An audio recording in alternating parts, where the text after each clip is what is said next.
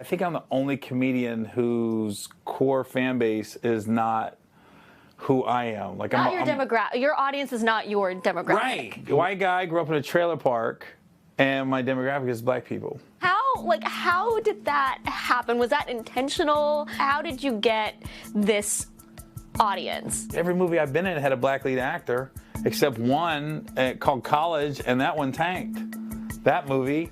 And then most of the TV shows I've been on were geared towards a black audience. That's who got familiar with me was black people.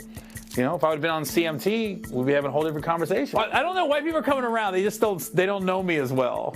Your content and your comedy works well with an African-American audience. Yeah, well, I talk about, you know, my wife is black, my kids are mixed, so I go through stuff with them that I express on stage. I get a lot of interracial couples at my shows. And the funny, the white guys, they're quick to come up like, you're not the only one, brother. So when your kids were growing up, I mean, you're an interracial couple, and there's a lot of conversation about race in the headlines. What's the conversation about race like at home? Well, it's interesting because my daughter is very pro-black. There's no doubt she's going to be a social activist or a lawyer. We have some deep conversations about race. And she honestly, she lets me know if it's okay. I'll run stuff by her. I go, you think this is too far? She goes, that's good.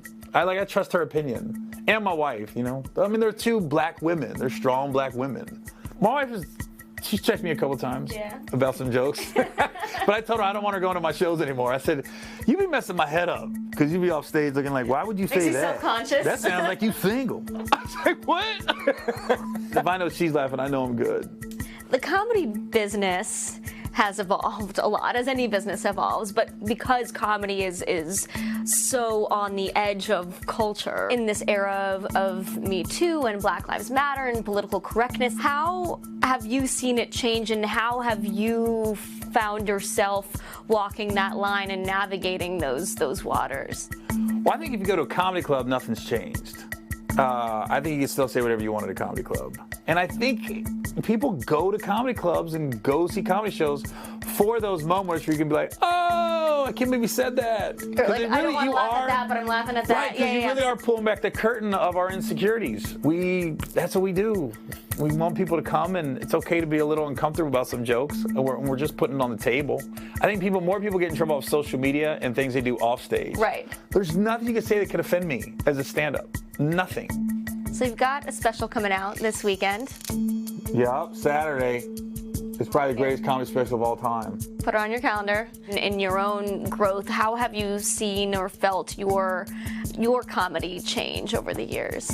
As a young comic, I was doing so many black rooms that I would get uncomfortable when there was a lot of white people in the audience. It was almost like I was just putting down white people and everything we did. Like that was your shtick. It wasn't even making fun of them. It was like putting down, and it was just to get the black people on my side.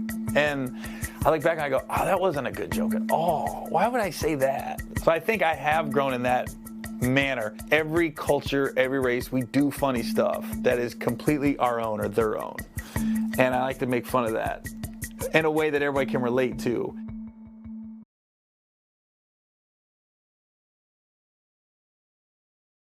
Hey, NBC News viewers, thanks for checking out our YouTube channel. Subscribe by clicking on that button down here, and click on any of the videos over here to watch the latest interviews, show highlights, and digital exclusives.